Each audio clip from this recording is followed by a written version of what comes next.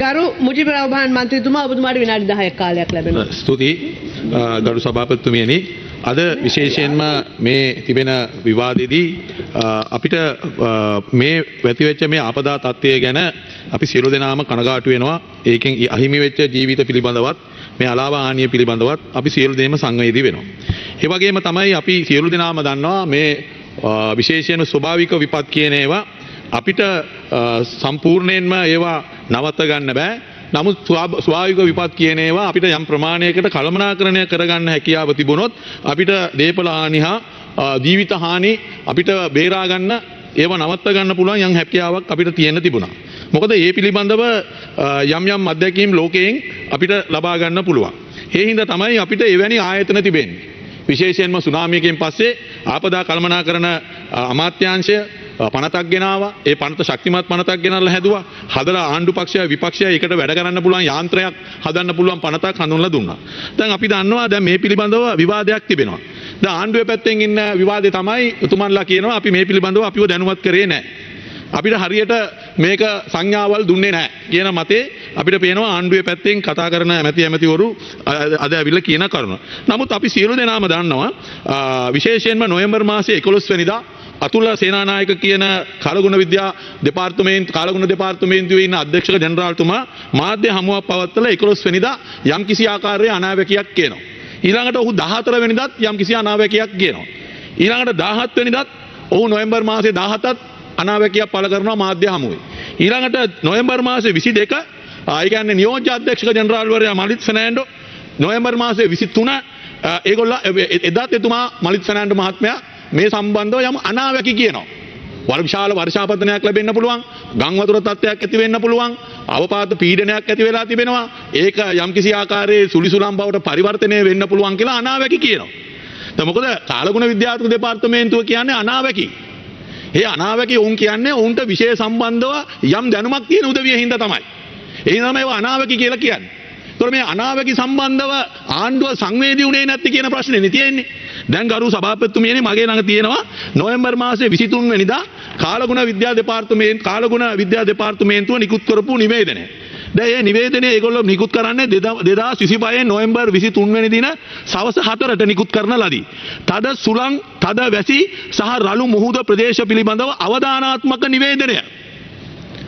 මේ නොවැම්බර් 23 හවස 4ට ඒකේ කියනවා සැලකිලිමත් වන්න දකුණු අන්දමන් මුහුදේ ප්‍රදේශයේ ආශ්‍රිතව අඩු පීඩන කලාපයක් නිර්මාණය වී ඇත. එය බටහිරට බරව වයඹ දෙසට ගමන් කරමින් 2025 නොවැම්බර් 24 දින පමණ වන විට ගිනිකොද දීම බෙන්ගාල බොක්ක මුහුදු ප්‍රදේශයේදීද පීඩන අවපාතයක් දක්වා වර්ධනය වීමට ඉඩ ඇත. ඉන්පසු එළඹෙන පැය 48 තුලදී එම පද්ධතිය තවදුරටත් සුළි කුණාටුවක් දක්වා වර්ධනය වීමට බොහෝ දුරට ඉඩ ඇත. මේ කාලගුණ දෙපාර්තමේන්තුව කියලා තියෙන්නේ. බොහෝ දුරට ඉඩ තියෙනවායි කියලා. ඒක තමයි අනාවැකිය. ඉතින් මේ අනාවැකිය තේරුම් ගත්තේ නැහැ. ඉතින් මේ කාලගුණ දෙපාර්තමේන්තුව 2023 නොවැම්බර් මාසයේ 23 මේ 2025 නිකුත් කරපු නිවේදනය. දැන් මේ නිවේදනය ආණ්ඩුව තේරුම් ගත්තද? ඒක තමයි තියෙන ප්‍රශ්නය. එතකොට දැන් ආණ්ඩුව කියනවා ඒගොල්ලෝ මේක මම සභාගත කරනවා. දැන් ඊළඟට ගරු සභාපතිතුමනි දැන් ආයතන කීපයක් රැස් වුණා නොවැම්බර් මාසයේ 17 වෙනිදා ඉඳන් කාගේ මූලිකත්වයේද?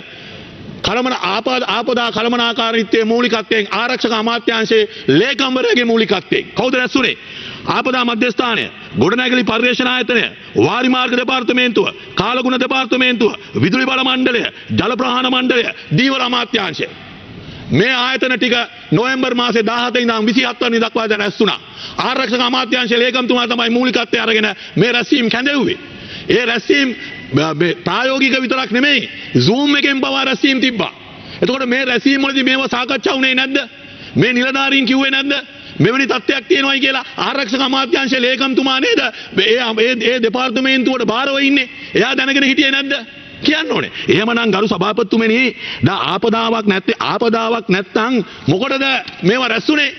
මේව රැස් වෙන්න ඕනේ නෑනේ. රටේ ආපදා තත්ත්වයක් එන හින්දා තමයි මේ ආයතන ඔක්කොම රැස්ුනේ. ඒ රැස්ලා ගත තීන්දුව මොනවද? ඒ තීන්දුව උඩට ගියාද? ජනාධිපතිතුමාව දැනුවත් කරාද? ඒකනේ තියෙන ප්‍රශ්නේ. කවුද මේක විෂය භාර ඇමතිවරයා? ජනාධිපතිතුමා. ජනාධිපතිතුමා මේක දැනගෙන හිටියද නැද්ද කියන එකනේ ප්‍රශ්නේ තියෙන්නේ. මොකද ජනාධිපතිතුමා රැස්වීම කැඳවන්නේ 27. මතක තියාගන්න 27. මේ ලිපිය ඇවිල්ලා තියෙන්නේ 23.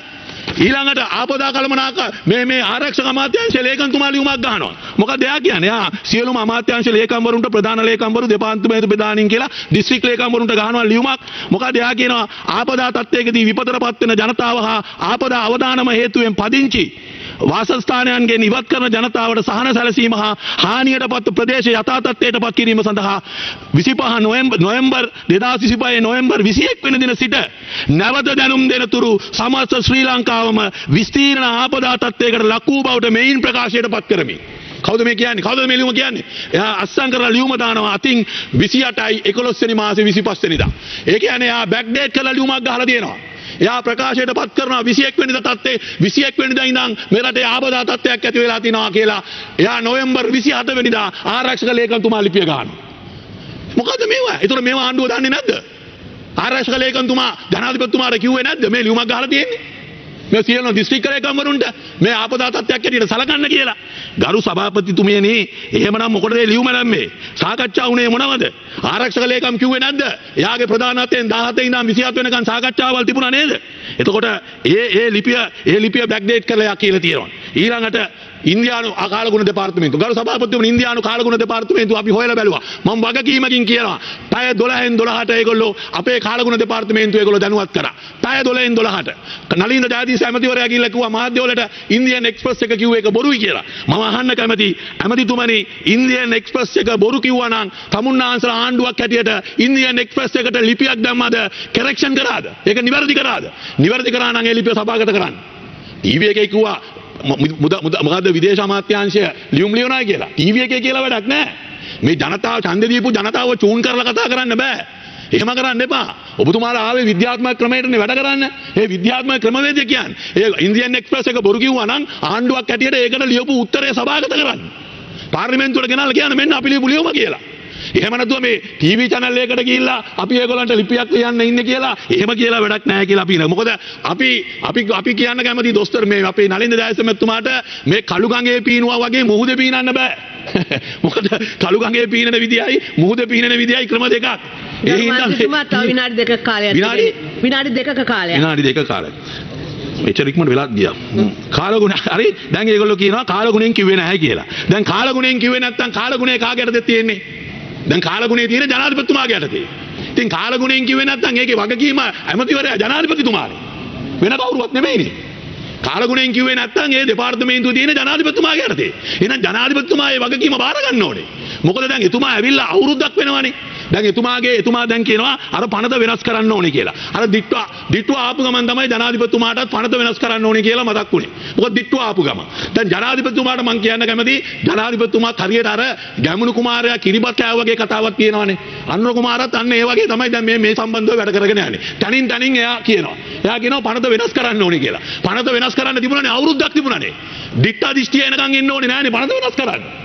දැන් දිට්ට ආපු ගමන් තමයි මතක් වුණේ ජනාධිපතිතුමාට මේ පනත හරියන්නේ නැහැ කියලා. ඒ හින්දා දැන් ඊළඟට ඇමතිතුමා කියනවා දිට්ටා කියලා කිව්වේ නැහැලු. ගරු සභාපතිතුමියනි දිට්ටාද කවුද මේ රන්වලද රංජන් ජයලාල්ද කියන එක අදාළ නැහැ. සුලිසුලන් එනවයි කියලා කිව්වානේ. කුණාටුවක් එනවයි කියලා කිව්වානේ. ඒකනේ කිව්වේ නම වැඩක් නැහැනේ නේද? එයාවිලා දිට්ටා එනවද මේ රන්වල එනවද එහෙම නැත්නම් රංජන් ජයලාල් එනවද ඒවා වැඩක් නැහැ. කිව්වා මේ සුලිසුලන්ක් එනවා. කුණාටුවක් එනවා. ඒක තේරුම් ගන්න බැරි වුණා. ඒ හින්දා මම ජනාධිපතිතුමාට කියන්න කැමතියි ජනාධිපතිතුමාට අර තියෙනවා අර සිංහල කියමනක් තියෙනවා අර කතාන මේ සභාපතිතුමනි ගෙදර මහ පොතක් ඇත එකක්වත් මතක නැති කියලා. ඒ හින්දා ඕලංගේ ගෙදර තියෙනවා අර පොසත් රටක් ලස්සන ජීවිතයක් කියන ලොකු පොත. ඒ පොතේ තියෙනවා මේ කළමනාකරන පනත වෙනස් කරන්න ඕනේ කියලා. දැන් අවුරුද්දක් ගියානේ. ගරු මන්ත්‍රීතුමා ඒකයි මම කියන්නේ අවසන් කරන්න. ඒ හින්දා අපි කියනවා ඉඳගෙන මේක කියවන්න. ඒ විතරක් නෙමෙයි ගරු සභාපතිතුමියනි මම අවසන් කරන්න.